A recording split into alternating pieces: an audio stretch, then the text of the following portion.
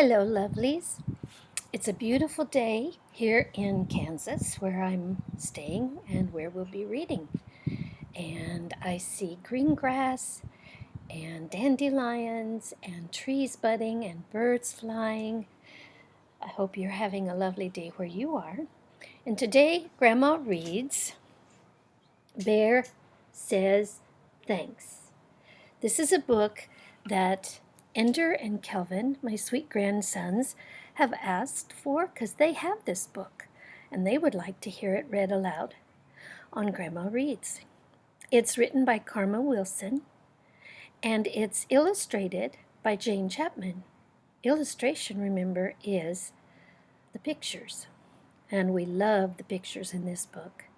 So there is a series on this, and there are other bear stories like The Bear Snores On. So if you like this one, you'll probably want to find the others. Now, I want to tell you something. When you talk into a camera like this, things are backwards. So if I hold the book up and I'm thinking, I will put it on my right, guess what happens?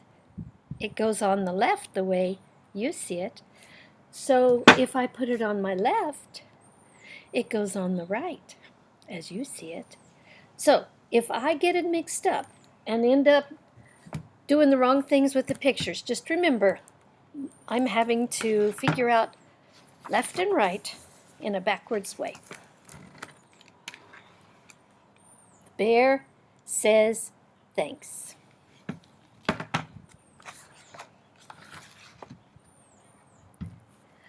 All alone in his cave, Bear listens to the wind. He is bored, bored, bored, and he misses his friends. Some of us understand that. Because of the virus, we have had to stay home. Some of us get bored. We run out of things to do.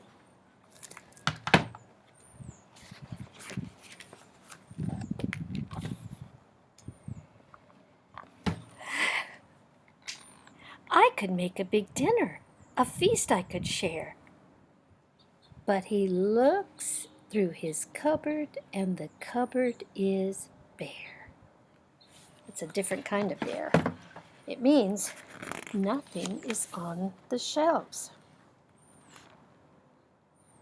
Then Mouse stops by with a huckleberry pie, and the bear says, "Thanks."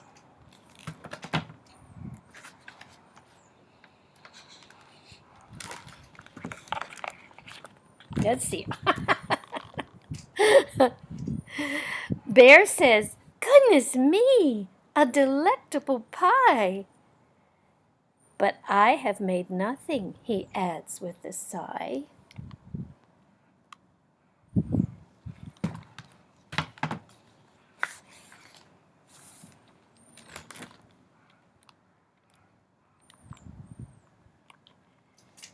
Then they hear, "Hi-ho!" and they both see Hare with a big batch of muffins at the door of the lair.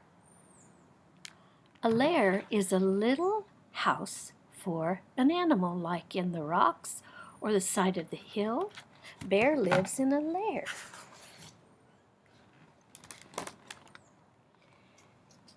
Hare hurries in from the cold rushing wind, and the bear says, "Thanks." He must like muffins. I like muffins. "Of course," says Hare. Then he points to the door. Here comes Badger. He's got even more.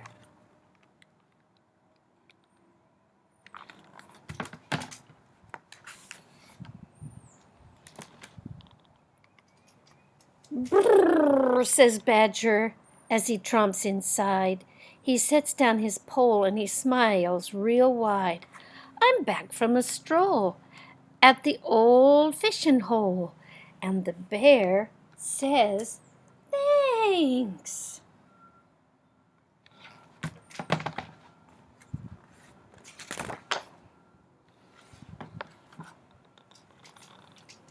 Then Gopher and Mole tunnel up from the ground. We have warm honey nuts. Let's pass them around.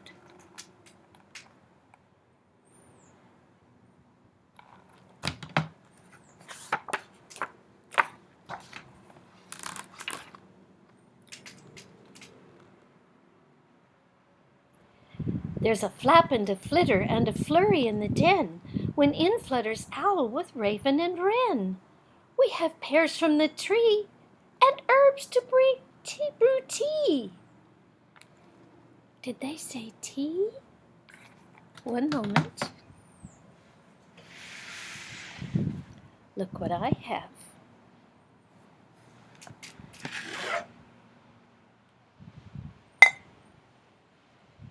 I brewed tea. I am having Irish tea with mint in it. Maybe before you listened, you wanted a snack. And if you did, or even now, you could stop and get yourself a nice, healthy snack while you listen. Let's continue.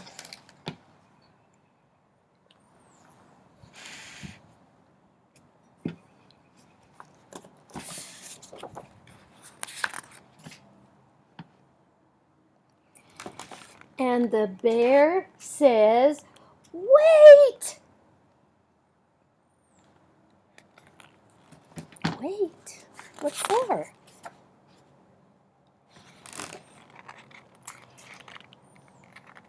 Bear mutters and he stutters and he wears a big frown. Bear sighs and he moans and he plops himself down. You have brought yummy treats. You are nice to share. But me, I have nothing. My cupboard is bare.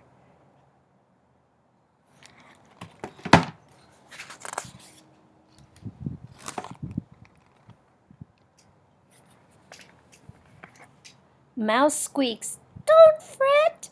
There's enough, dear bear. You don't need any food. You have stories to share." His friends hug him tight. "It will be all right." And the bear says, "Thanks."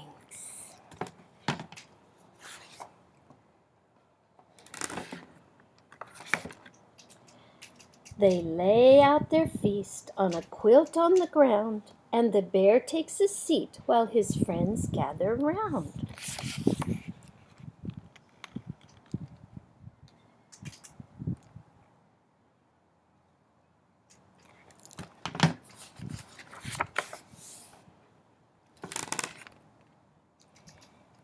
In a cave in the woods, on a warm, bright lair, the friends feel grateful for a good friend bear, for their good friend.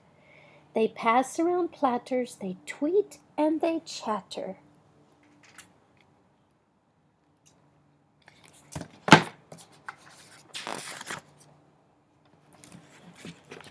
And they all say, "Thanks."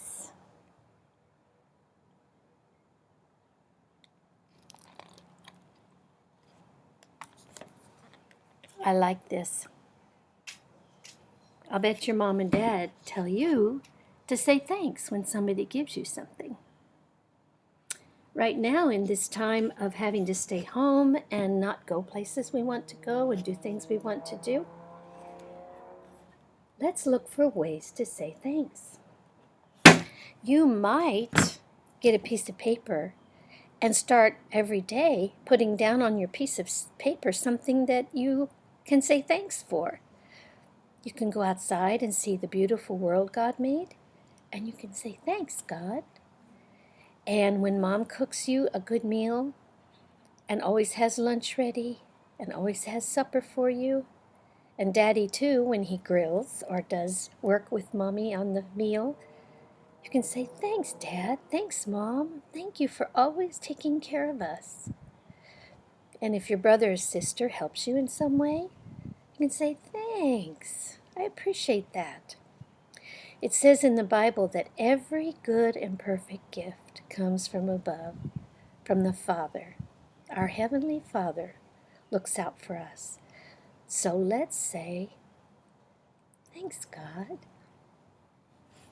Bye-bye.